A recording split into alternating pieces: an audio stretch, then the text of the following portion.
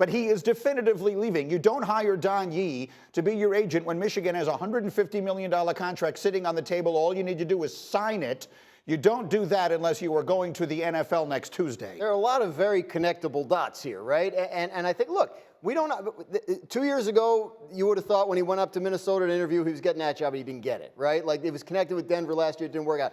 You never know exactly how this is going to play out. But there are factors at play this year that haven't been in the last couple of years. One is the hiring of an agent. Another is the possibility of, further NCAA, whatever, sanctions or actions against the program based on the stuff that's happened this year. So, and the other factor is that Los Angeles Chargers job is a very desirable job for a lot of people because of the quarterback. You don't often get a head coaching job opens up with a piece like that in place in Justin Herbert. So I think add all that together, and I think there's a lot of people connecting a lot of dots here. I've made this point on the air before. I was with Jim Harbaugh in a purely social setting, had nothing to do with sports, and we were having a conversation that was not about his future. It was exclusively about the great young quarterbacks in the NFL, just how much great young quarterback play there is. And I am telling you, he pulled out Justin Herbert. He didn't talk about Patrick Mahomes. He didn't talk about Joe Burrow. He didn't talk about Lamar Jackson. He raved to me about Justin Herbert. Again, just in the context of a social conversation,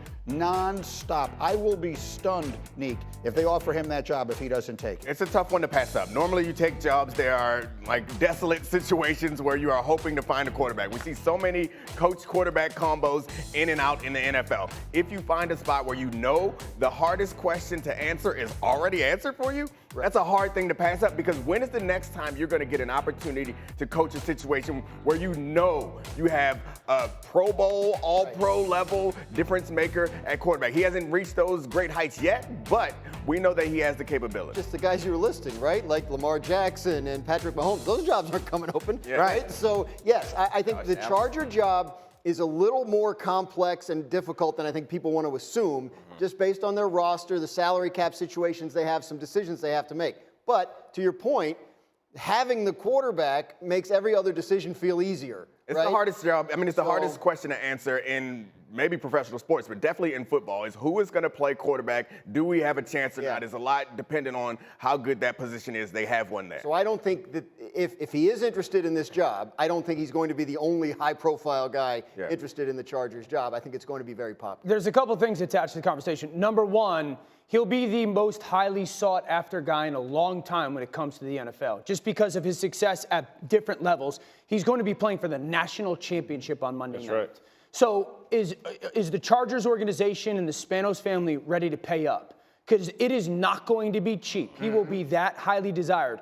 Two, don't forget that they fired their general manager. And the reports were back at his time in San Francisco, the reason why it ended was he was difficult to work with on a daily basis. And the general manager and him had just headbutting experiences that kind of expedited their time together. So are they going to hire a Harbaugh and then the general manager? Does he pick the general? I don't think it's as easy as great coach, go to the Chargers because quarterback. Just look to San Francisco, how they did it, right? Your coach, then you go get the general manager to fit all the pieces you need to fit. The dude has won. He won at Stanford. He goes to San Francisco, goes to a Super Bowl. He's going to go to a national championship game. I don't care how many, quote, high profile. The dude wins. Everywhere he goes, and by the way, he builds, from a coaching staff, he does all of those pieces and parts. Whatever you think about the guy from Michigan, don't let it blind you the fact that everywhere he goes, he wins. He should demand it and get it. Question, do we think it's a bad look for college football? What?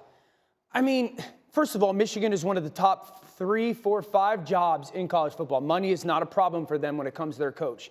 He would be coming off of an historic run and potentially a national championship, and he's like, I want to get out to go to the NFL. How long has he been there? Yeah. I mean, 7, and he's 8 years? always looking. He went to Minnesota. He's always looking. I don't know. Like, I would say that talk about, like, Taylor's a Michigan man. Like, he's okay with it. College football is one gigantic bad look. So let's not worry about if losing Harbaugh is a bad look. Let's pay the employees. Start there before we get anywhere. Talk about, is it a bad look for college football? I mean, yes.